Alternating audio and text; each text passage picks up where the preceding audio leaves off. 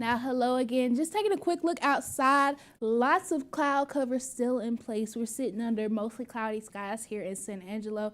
Across West Texas, things are just a tad bit warmer than they have been the past couple of days, but still not quite at our seasonal norm. Just a few places to point out: 76 degrees down in Sonora, 78 in San Angelo, 76 also in Abilene, Colorado City, Midland, and Roby. The only places right now still sitting in the 80s at the moment.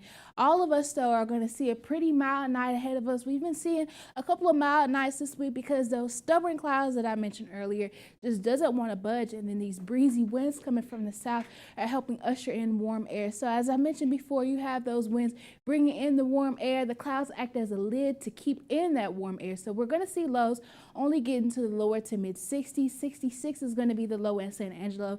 64 up in Abilene, Menard, going to be one of those cooler spots getting down to 62 degrees under partly cloudy to mostly cloudy skies. Now tomorrow is going to be similar to today. We're going to start out the day with cloudy conditions. We'll see a few breaks in the clouds by afternoon to offer us the chance to get to the upper 80s, but we're still going to be pretty much under partly cloudy skies. Now by Friday, we'll get a little more sunshine in the picture, helping us warm up to the 90s, but ahead of a cold front coming on Saturday, we're going to see some breezier winds and some dry relative humidity values, which is prompting this fire weather watch that was issued this morning for Friday. It'll go into effect for the western portions of our viewing area. Basically everything west of Abilene, San Angelo, and Ozona is included in that watch. That'll go into effect from 1 p.m. to 8 p.m. on Thursday. The main threats with this: wind gusts up to 35 miles per hour and relative humidity values under 15%. Here's a look at the setup for Friday. We have this dry line that's going to stall in our viewing area.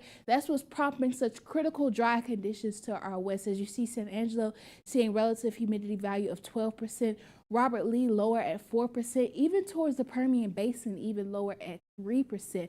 Now to the east of this dry line, still on the dry side, but a lot more moist than what we're seeing behind that dry line, which is why only half of our viewing area is included in that watch. Now, when we look at wind speeds tomorrow, Friday, forgive me, when we look at wind speeds, by about 5 p.m., we'll see those gusts up in the big country closer to that 30-mile-per-hour range. In the Concho Valley, more of those mid-20s with those sustained winds from about 15 to 25 miles per hour. But those wind gusts are really going to be an issue for us going into Friday. But like I mentioned earlier, we do have that cold front coming through this weekend. It won't offer much relief with our temperatures, just knocking us down a few degrees back into the 80s for a few days. But as the upper level system attached to that cold front progresses, we'll see some rain chances going into Sunday to the start of the work week before we're back on a warming trend. But we could be seeing another round of rain chances going into mid next week, along with another cool down. Temperatures will be in the mid to upper 80s by this time next week. Back to you, Esmeralda.